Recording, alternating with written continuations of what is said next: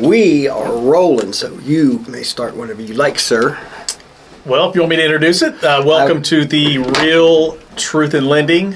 We'll call this the Thanksgiving edition because we have Thanksgiving next week. So we're coming in here, myself and Craig Berry here, the bobblehead versions of us as well, to wish you some happy Thanksgiving coming up and to talk about a few things that we wanted to talk about.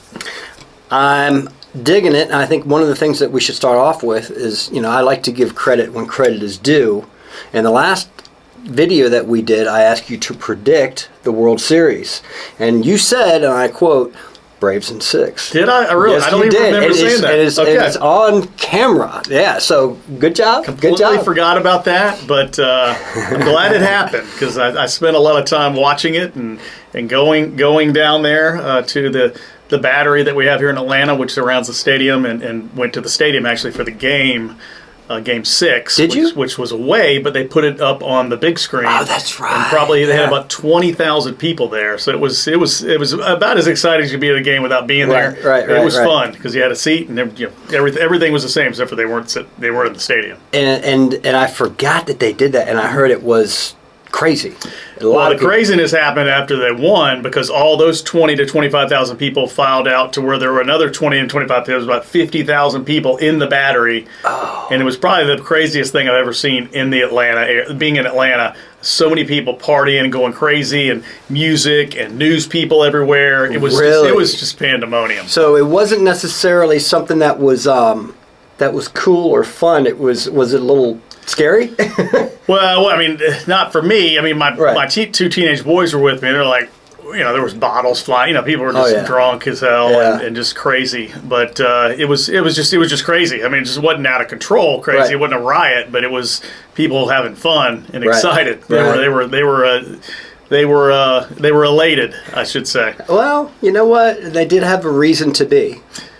Yes, a lot of years of pain being an Atlanta fan. So I think it all poured out. From the Braves to the Bulldogs to the Falcons, and maybe speaking of the Bulldogs, maybe we'll have our second championship in a couple months here. Right. Hopefully, God willing, the Bulldogs will win the national championship. So we'll see what happens. So, maybe. Thanks for bringing that up. Yeah, absolutely, man. As I said, I give credit where credit is due. So what are we talking about?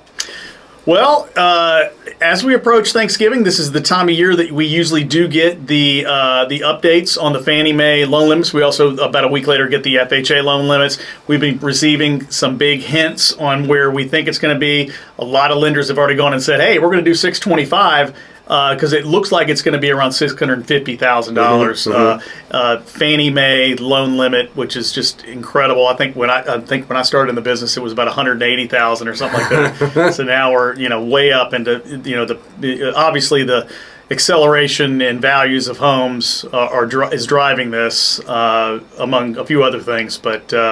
It's pretty incredible. It really is, and I think it's going to open up a lot of interesting opportunity for people because of the just where they're putting the numbers. Because I think we talked about it earlier before we started recording. The average loan size. It's not like there's a pocket of that I think is going to be of need and supply and demand, and it's going to fit very well with the new loan limits. But on the other hand, what were some of the things that you were bringing up earlier I thought were some good points? Well, and we speak this in layman's terms, so not everybody on here is in the mortgage business. I'm sure a lot of people are that watch this. So this is the loan limit that Fannie Mae and Freddie Mac usually follows as well. Will back these loans. These are Fannie Mae backed loans, so they usually are unlike what we call a jumbo loan, which in the past has been, this year was any loan over $548,250. Anything past that, jumbo loan, and jumbo loans have more strict requirements. They have higher down payment amounts. Rates are similar, but the ability to get into those loans is a little bit harder to do.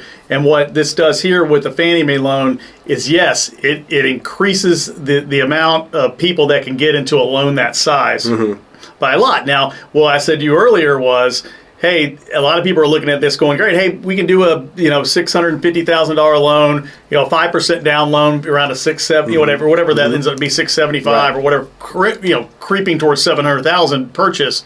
and we could do 5% down. And my point was, yes, but let's slow our roll a little bit, because you got to think about things like PMI that's going to be attached to that, which is going to be a pretty big, substantial add-on to that payment.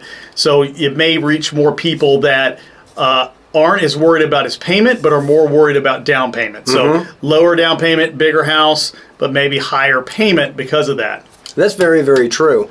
And not to mention, the PMI, as you know, is affected by credit scores. So then when you add to that somebody, let's just say with a 690 or 700, credit score, which is still a good credit score, but the PMI factor on 5% down and on, on a 500,000 or whatever size loan, or 600, it's going to be pretty high. It's going to be pretty high. If I was more prepared, which I probably should have been, I would have gone and just calculated some of this stuff for you to really show you in dollar value what that means to people. I think more experienced loan officers and people that are watching this video, you can calculate that quick. That, and the people that are more, maybe first-time home buyers, you probably aren't buying a $700,000 loan. If you are, good for you. Yeah, congrats. Yeah, congrats. I think my first house was 2-something, which I thought was pretty damn good. So. I think so too. Yeah. So, but the average, I think the average price now probably is in the 3s now. What people are buying first-time home buyers. Oh yeah. So for that matter, like I said, I probably could add those numbers for you, but it would be a pretty substantial add-on to that payment, for that PMI payment, for somebody that doesn't have a very good credit score. And that's, as we say, credit matters. Those are all things to factor in. And as I was saying to you earlier, I'm never somebody that's just going to start promoting something just for the sake of highlighting it. Mm-hmm. I like the idea of just looking at both sides, and although I think it's going to create opportunity for a lot of people that it wasn't there before, but I do think that people should be just aware. So yeah, so for me and you, and for the other loan officers out there, this is where the education and educating your agents comes into play on really what the advantage is. Because I think you saw the rush when the 625 came out and people were allowed to market it. They're marketing it out to everybody, and probably 80% of the people didn't know what the hell that meant. Right. But it sounded good. It looked good. I can do 625 and whatever. And and it really, you didn't really know what that means. What does that mean behind it? Then a lot of times people are just marketing to just create a buzz, or hey, give me something to talk about. Yep. And especially right now where we're in a market where the rates have started to go up, so you don't have all this hype as much about the record low interest rates, and then you still have a supply and demand issue. So people are really trying to find something positive to talk about. So I get it. Yeah, and it is going to be a good thing. No, it's positive. That's anytime you can do a loan that it's easier to do those loans. The process is easier. At least at our company, it's easier to do a conventional loan than a jumbo loan. Jumbo loan isn't hard, but it's just a couple more less steps that we got to go through to get it done. Right, so. Right. So something else that we were going to touch on, because it's November, is the Heroes program. Yeah, so we have a honoring our heroes program, and we appreciate our veterans. So it's not just veterans. Veterans Day is this month. That's why it's highlighted right now. But our heroes consist of our teachers, which have been huge during COVID. They have been big heroes. Our law enforcement officers, our ambulance, anybody that works, first responders, mm-hmm. nurses. Those people are eligible for our Heroes program, which gives them significant savings in their closing when they go to pay their closing cost. We provide significant savings to them in honor of them, and it's a great program. Catch. There's no catch to it. It's just that we as a company say, hey, we want to do this, and we are going to pay for this.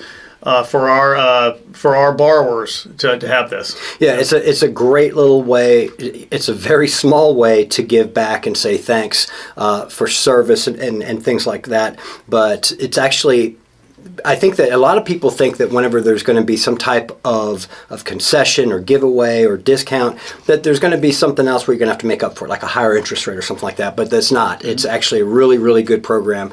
And I'd be happy, or Shane would be happy to talk to anyone who's interested in it more about it. Absolutely. What else, man? Anything else we need to touch on today? I don't know, man. We're getting into that next week's going to be really dead with Thanksgiving, and I'm going to be enjoying turkey up with my family and laying in a coma watching football and football and family, the 3 Fs. It was what I'll be doing next week. So. Yeah, so we probably won't be on here next week, but if we are, well, actually, it'll probably be the week after that. But either way, yeah, after we get out of our turkey coma and everything else, we're going to have plenty to talk about. Yeah, and what I'll say in the comments below, if you have any questions or anything you want to ask us questions or even topics you want us to go over in this business. I know there's a lot of first-time home buyers out there that have contacted us about the videos and asked us questions outside of it, and we'll have our information on there for you to be able to contact us if you want to contact us outside of the video too. And don't forget to like, subscribe, and then also hit the notification button, because that way every time a new video is posted, you'll be notified.